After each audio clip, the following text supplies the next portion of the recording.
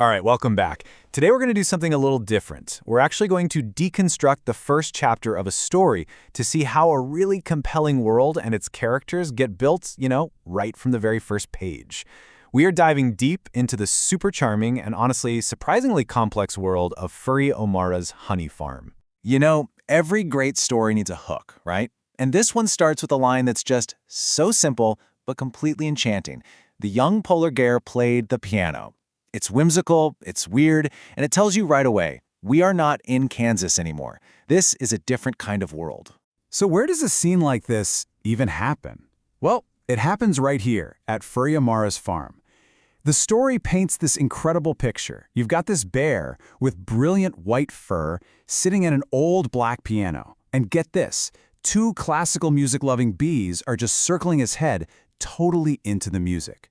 So right off the bat, we know this isn't just a farm. It's a world with its own magic, its own rules. That opening just sets the stage perfectly, doesn't it?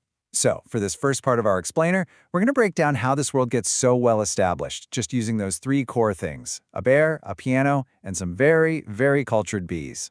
But here's the twist. That polar bear at the piano, he isn't actually our main guy. The farm and our story belongs to this fellow right here, Furry O'Mara, the proprietor. And the story is so clever in how it introduces him, not through what he says, but through what he does. This is such a fantastic example of showing character through routine. Furry wakes up at a super specific 6:17 a.m. Not 6:15, not 6:20, 6:17. He brews his first mug of honey tea, he reads the Bear Express. This isn't just a schedule, you guys, it's a ritual. And it paints this perfect picture of a bear who is disciplined, predictable, and totally in charge of his world. And we just keep building on that routine with all these rich little details. We learn he's getting, a tad cantankerous with age, but he's a former bear hug champion. He's unmarried, but he sweetly calls his millions of bees his children.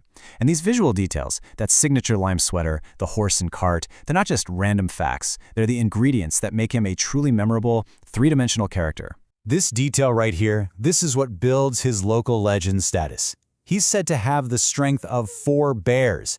Now, the story is quick to point out this has never been scientifically proven. But who cares? It doesn't need to be. The fact that he's never ever lost a paw wrestling match at his local pub, the Iron Paw, well, that's all the proof you need. It's just building up his mythos. So, we know the bear. Now let's take a look at his business, which, surprise, surprise, is just as unique as he is. His famous honey farm isn't just a factory, it's all run according to a very specific and pretty powerful philosophy. And that philosophy is as simple as it gets. The happiest bees make the finest honey. This isn't just some cutesy saying on a wall. It is his guiding business principle. Literally, everything about the farm flows from this one idea, and it's the reason his honey is known all over the land for its quality. Okay, so how does he keep his bees so happy? Well, it comes down to these 3 key practices. First, he knows every single one of his millions of employees by name. Mind-blowing. Second, there's a bee workers' council to handle any issues quickly. And third, he absolutely refuses to use smokers. He calls them crude and disciplinarian techniques. It's an ethical, respect-first business model. And guess what? This management style totally works. It brings in a super diverse workforce, with bees traveling from all over the world just to get a job at his farm. The story even adds this great little detail that Furry, being a world traveler himself, can speak all their different languages. It just adds another awesome layer to his character. He's not just some local farmer, he's worldly. Okay, so we have this perfectly balanced, well-oiled world, right? A disciplined bear, a happy workforce, a successful business. And what does every good story do with a perfectly balanced world? It disrupts it. It throws a wrench in the works. And that brings us to the catalyst for our story. And the disruption arrives in the mail. And just notice how it's described. It's not just a letter, it's a peculiar envelope. It's special delivery airmail, and the address is PAR written in purple crayon. Every single one of those details is screaming that this is something way out of the ordinary, and it's about to break Furry's predictable routine. Before he even opens it, he sees the postmark, Jakarta, Indonesia. I mean, wow. That immediately creates this sense of huge distance and mystery. It's from a world away, so far from the green fields of his Irish honey farm. The stakes just went way up. And the note inside, oh, It tells you everything you need to know about the sender's personality instantly. It's from his nephew, Brosnan, who kind of asks if he can come stay but doesn't even bother to wait for an answer. Just as well, because I'll be halfway up the Suez Canal by the time you read this. The sheer nerve of it. It just sets up Brosnan's character perfectly before we even meet him. So, with that one letter, a whole new character is introduced, and the story pivots, setting up this really powerful juxtaposition between this nephew from Jakarta and the super-ordered world he's about to crash into. It's amazing how little and yet how much we learn about Brosnan from just these few details.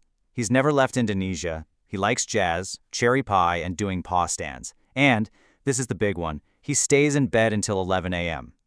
Every single one of these details feels like it was designed to be the exact opposite of what we know about his uncle. And this side-by-side comparison just lays out the coming conflict perfectly. Furry's up at 6:17 a.m. Brosnan sleeps till 11. One is a hard-working owner with a rigid routine, the other is a business school student who likes paw stands. It's a classic setup, order versus chaos, tradition versus modernity. You can already feel the tension. And we get Furry's reaction immediately, and there's no ambiguity here. He muses to his audience of bees. There is no way that young bear is going to live life as a passenger on this honey farm. He'll have to work and work hard. The battle lines are drawn. The central conflict of the story is established right there in that one sentence. So that first chapter leaves us with this really fundamental question. We have this world that's built on precision, on discipline, on a clear philosophy. And into that world comes a character who seems to be the exact opposite of all of that. So can a laid-back lifestyle actually fit into a world built on hard work? That's the question that's going to drive the whole story forward. And it's just a brilliant way to end a first chapter.